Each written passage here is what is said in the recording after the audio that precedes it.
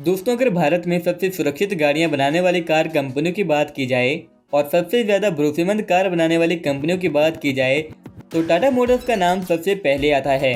Tata Motors Bharat की ही नहीं बल्कि दुनिया की प्रतिष्ठित ऑटोमोबाइल कंपनियों में से एक है और टाटा मोटर्स का लोहा आज हर कोई दुनिया में मानता है। टाटा मोटर्स पिछले कई सालों से कमर्शियल और पैसेंजर गाड़ियां ही नहीं बनाती बल्कि टाटा मोटर्स स्पोर्ट्स कार और लग्जरी कार्स भी बनाती हैं। और आज टाटा मोटर्स के पास दुनिया की कई पॉपुलर कार ब्रांड भी हैं, जैसे कि जैगुआर और लैंड रोवर एटसेट्रा। और भारत की ऑटोमोबाइल कंपनी टाटा मोटर्स के ऊपर आज हर कोई भारतीय गर्व भी करता है। टाटा मोटर्स ने बीते समय में भारत में अपनी कई सारी गाड़ियों को लॉन्च किया है, जिन्होंने बीते अतीत में अपने कई सारे अच्छे और बुरे निशान छोड़े हैं। तो दोस्तों, आज हम आपको टाटा मोटर्स की 10 ऐसी धुरंधर गाड़ियों के बारे में बताएंगे जो कि बीते समय में अपनी एक अमिट छाप छोड़ गई हैं और अपने टाइम में ये गाड़ियाँ बेहद पॉपुलर हुआ करती थी। तो चलिए बिना देरी के वीडियो को शुरू करते हैं। और दोस्तों, अगर आपको ये वीडियो अच्छा लगता है तो वीडियो को एक लाइक ज़रूर करें और साथ ही में रोजाना ऐसी ही इंटरेस्टिंग ऑटोमोबाइल वीडियोस के लिए चैनल को सब्सक्राइब कर लीजिए और साथ में बेल आइकन को भी प्रेस कर लीजिएगा। चलिए शुरू करते हैं आज का ये वीडियो। तो दोस्तों, हमारी लिस्ट में 10th पोजीशन पर है टाटा सियारा। जी हाँ दोस्तों, टाटा मोटर्स ने इस साल की शुरुआत में भी अपने टाटा सियारा के कॉन्सेप्ट मॉडल को शोकेस किया था, जो कि एक कॉन्सेप्ट इलेक्ट्रिक कार है। लेकिन दोस्तों, इस वीडियो में हम टाटा सियारा की बात करने वाले हैं, जो कि साल 1991 में लॉन्च की गई थी। और उस टाइम टाटा सियारा भारत की और भारत में बनी पहली एसयूवी कार थी।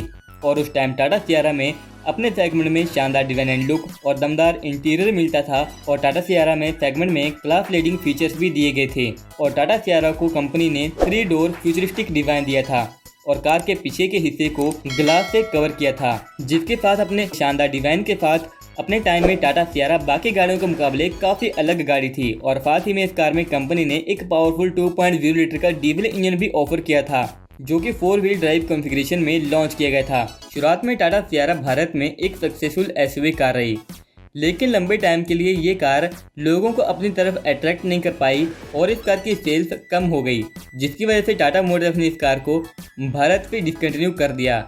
लेकिन दोस्तों, अभी हाल फिलहाल टाटा मोटर्स ने इस कार के एक कॉन्सेप्ट मॉडल को दिल्ली ऑटो एक्सपो में पेश किया है, जो कि एक इलेक्ट्रिक कार है। और आने वाले टाइम में टाटा मोटर्स टाटा सियारा के रीलॉन्च को इंडिया में कंसीडर कर सकती है। क्या दोस्तों, आपको भी टाटा सियारा के रीलॉन्च का इंडियन ऑटोमोबाइल मार्केट में इंतजार रहेगा? कमेंट करके बताइएगा।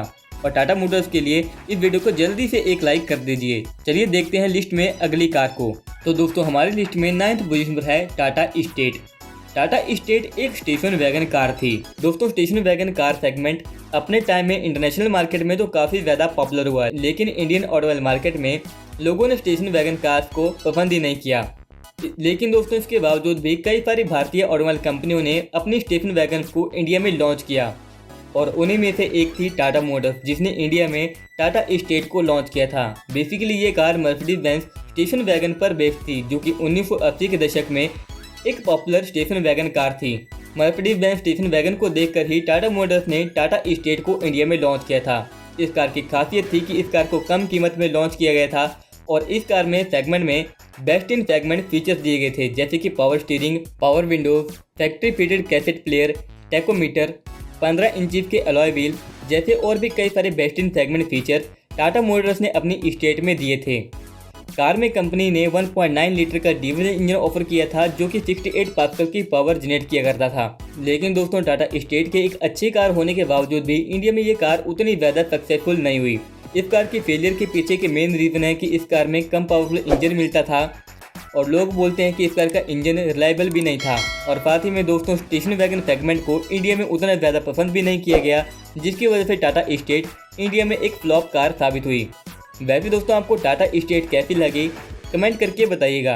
चलिए बढ़ते हैं टाटा की अगली फ्लॉप गाड़ी की तरफ। तो दोस्तों, लिस्ट में 8th पोजीशन पर है टाटा मोबाइल। दोस्तों, नाम आपको थोड़ा अजीब लग रहा होगा, लेकिन टाटा मोटर्स ने इस कार को इंडिया में लॉन्च किया था। टाटा मोबाइल टाटा मोटर्स की भारत में बनी पहली पिकअप ट्रक थी और कंपनी ने इस कार को खास तौर पर फैमिली कार बायर्स के लिए लॉन्च किया था। ऐसे बायर्स जिन्हें एक कार भी चाहिए थी और एक पिकअप ट्रक भी चाहिए थी, उनके लिए टाटा मोबाइल एक काफ़ी अच्छा ऑप्शन था। दोस्तों, टाटा मोटर्स ने टाटा मोबाइल को इंडिया में उस टाइम लॉन्च किया जब इंडिया में माइलेज के प्रति लोग ज़्यादा सेंसिटिव थे। मतलब लोगों को एक ऐसी कार चाहिए थी जो कि अच्छा माइलेज देती हो। और टाटा मोटर्स ने इस कार में एक बेहतरीन इंजन ऑफर किया जो कि 2.0 लीटर का डीजल इंजन था और ये इंजन 68 bhp की पावर जनरेट किया करता था, जो कि काफ़ी अच्छा माइलेज भी दे दिया करता था। लेकिन दोस्तों फिर भी टाटा मोटर्स की ये कार इंडिया में एक फ्लॉप कार साबित हुई, क्योंकि इंडियन ऑटो मार्केट में लोग एक पिकअप कार खरीदना पसंद ही नहीं करते। पहले से ही लोग भारत में रेगुलर यूज़ के लिए पिकअप ट्रक खरीदना पसंद नहीं करते और आज भी पिकअप ट्रक खरीदना लोग पसंद नहीं करते।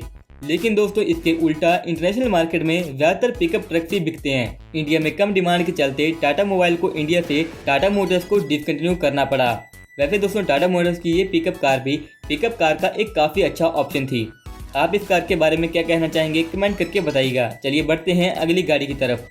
तो दोस्तों लिस्ट में 7th पोजीशन पर है टाटा इंडिगो मारीना। दोस्तों टाटा इंडिगो मारीना भी टाटा स्टेट की तरह ही एक स्टेशन वैगन कार थी और इस कार को कंपनी ने इंडिया में टाटा स्टेट के बाद लॉन्च किया था। और टाटा इंडिगो मारीना भी इंडिया में एक काफ़ी अच्छी स्टेशन वैगन कार थी जिसमें इंटीरियर में काफ़ी अच्छा खुला स्पेस भी मिल जाया करता था। खुद टाटा भी इस कार को इस्तेमाल में लाते थे। लेकिन दोस्तों स्टेशन वैगन कार सेगमेंट होने की वजह से इस कार को इंडिया में पसंद नहीं किया गया और इंडिया में ये कार एक फ्लॉप कार साबित हुई। कुछ ऑटोमोबाइल जानकार बताते हैं कि इस कार की बिल्ड क्वालिटी भी उतनी अच्छी नहीं थी, जिसकी वजह से लोगों ने इस कार को पसंद नहीं किया और ये कार इंडिया में फेल हो गई। तो चलिए अब बात करते हैं टाटा मोटर्स की अगली फ्लॉप कार के बारे में। तो दोस्तों लिस्ट में 6th पोजीशन पर है टाटा इंडिगो एक्सेल। दोस्तों टाटा इंडिगो एक सेडान कार थी और टाटा मोटर्स ने इस कार का भी एक stretched version Indian auto market में लॉन्च किया था। मतलब इस कार को खींचकर और लंबा किया गया था, जिसकी वजह से कार के इंटीरियर में ज़्यादा स्पेस मिल जाता था और ज़्यादा लोग कैरी करने की कैपेसिटी कार की हो जाती थी। लेकिन दोस्तों टाटा इंडिगो एक्सेल को इंडिया में लोगों ने पसंद नहीं किया और लोगों ने इस कार को नहीं खरीदा, जिसके चलते टाटा मोटर्स ने इस कार को इंडिया से डिसकंटिन्यू कर दिया। लिस्ट में अगली गाड़ी है टाटा मैंवा, जो कि एक कॉम्पैक्ट सेडान कार थी। इंडिया में टाटा मोटर्स ने इस कार को होंडा सिटी को देखकर बनाया था और इसी सेगमेंट में उस टाइम मारुति सुजुकी अपनी SX4 को भी बेचती थी, जो कि अपने टाइम में एक काफ़ी ज़्यादा अफोर्डेबल कार थी और लोग उस टाइम में मारुति सुजुकी SX4 को खरीदना भी पसंद करते थे। लेकिन दोस्तों टाटा मैंवा भी मारुति सुजुकी SX4 से कम नहीं थी और इस कार में भी शानदार डिजाइन एंड लुक दिया गया था। इंटीरियर में best in segment feature offer किए गए थे और पेट्रोल और डीजल दोनों इंजन ऑप्शंस ऑफर किए गए थे। कार में कंपनी ने फियाट से सोर्स किया हुआ multi jet diesel engine offer किया था, जो कि 90 bhp की पावर और 200 न्यूटन का टॉर्क जनरेट किया करता था। लेकिन दोस्तों फिर भी लोगों ने इस कार को इंडिया में पसंद नहीं किया, क्योंकि इस कार की कीमत मारुति की कार से थोड़ी ज़्यादा थी और टाटा मोटर्स ने भी जल्दी ही गिव अप कर दिया और इस कार को इंडिया से डिसकंटिन्यू कर दिया। दोस्तों लिस्ट में टाटा मोटर्स की अगली फ्लॉप कार है टाटा सफारी पेट्रोल। अगर दोस्तों आपको 90 के दशक की कार के बारे में जानकारी होगी तो आप टाटा सफारी के बारे में ज़रूर जानते होंगे, क्योंकि टाटा सफारी अपने टाइम में एक काफ़ी ज़्यादा पॉपुलर कार थी और ये एक 7 सीटर SUV कार थी जिसमें एक पावरफुल इंजन ऑफर किया जाता था। कार में कंपनी 2.0 लीटर का पेट्रोल इंजन ऑफर करती थी, जो कि 135 bhp की पावर जनरेट करता था और अपने टाइम में टाटा सफारी एक काफ़ी अच्छी ऑफ रोड कार हुआ करती थी। कार में 4 व्हील ड्राइव कॉन्फ़िगरेशन का भी ऑप्शन मिल जाया करता था। वहीं कार का डिजाइन एंड लुक भी काफ़ी शानदार था।